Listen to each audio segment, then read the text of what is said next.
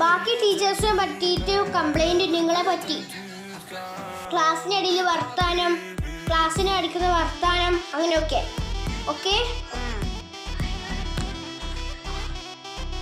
Okay first seat മാറ്റാം. Okay, roll number 1, 2, 3 അങ്ങനെ ഇരുന്നാൽ മതി. ഈ റോ വൈസിലാണ് റോൾ നമ്പർ വൈസിലായിരിക്കണം.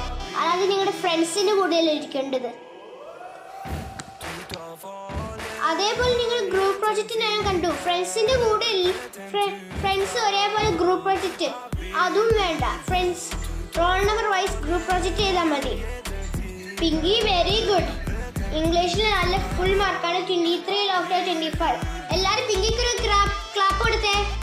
വേഗം പിങ്കിക്ക് ഒരു ക്ലാപ്പ് കൊടുത്തേ. ഇംഗ്ലീഷിൽ ഫുൾ 23 ഔട്ട് ഓഫ് 25 ആണ്. നോക്ക് കണ്ട് ശ്രദ്ധിച്ചു നോക്ക്. കണ്ടില്ലേ? നിങ്ങൾ ആരും പഠിച്ചിട്ടില്ല.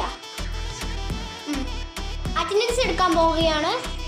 Okay, roll number 1, roll number 2 ഒരാഴ്ചയിലെ ലീവായിട്ട് എന്ത് പറ്റി? റോൾ നമ്പർ 16 ഇത്ര സൗണ്ട് ഉള്ളോ? ഞാനൊരു ക്ലാസ് എടുക്കുമ്പോഴേക്കും നിന്റെ സൗണ്ട് ആണല്ലോ ആദ്യം ഒച്ചയാണല്ലോ കേൾക്കുന്നത്. അപ്പോൾ അറ്റൻഡൻസ് എടുക്കുമ്പോഴേക്കും നിന്റെ മെല്ലെ ആയിരിക്കും, സൗണ്ട് വരത്തില്ല. റോൾ നമ്പർ 15 എനിക്ക് എത്ര ദിവസമായി ഇൻഡോർ ഗെയിംസും ഔട്ട്ഡോർ ഗെയിംസും ഒക്കെ അതിൻ്റെ പ്രോജക്റ്റ് ഒക്കെ വെക്കാൻ? ഐ ഫോർഗെറ്റ് മാം എന്ന് 10 തവണ 100 തവണ 10 മണി വരെ മെസ്സേജ് അയക്കണം. ഓക്കെ, അപ്പം നമ്മൾ ഇന്നവിടെ സ്കൂൾ ടൂറിലോട്ട് പോകുന്നത് തായ്ലാൻഡിലോട്ടാണ്. ഓക്കെ, അപ്പം എല്ലാവരും പൈസ കൊണ്ടുവരണം. പൈസ കൊണ്ടുവരാത്തവരുണ്ടല്ലോ, നാളെ കൊണ്ടുവരാം. നാളെ നിങ്ങൾക്ക് സ്കൂളില്ല, മറ്റന്നാൾ കൊണ്ടുവരണം. ഓക്കെ,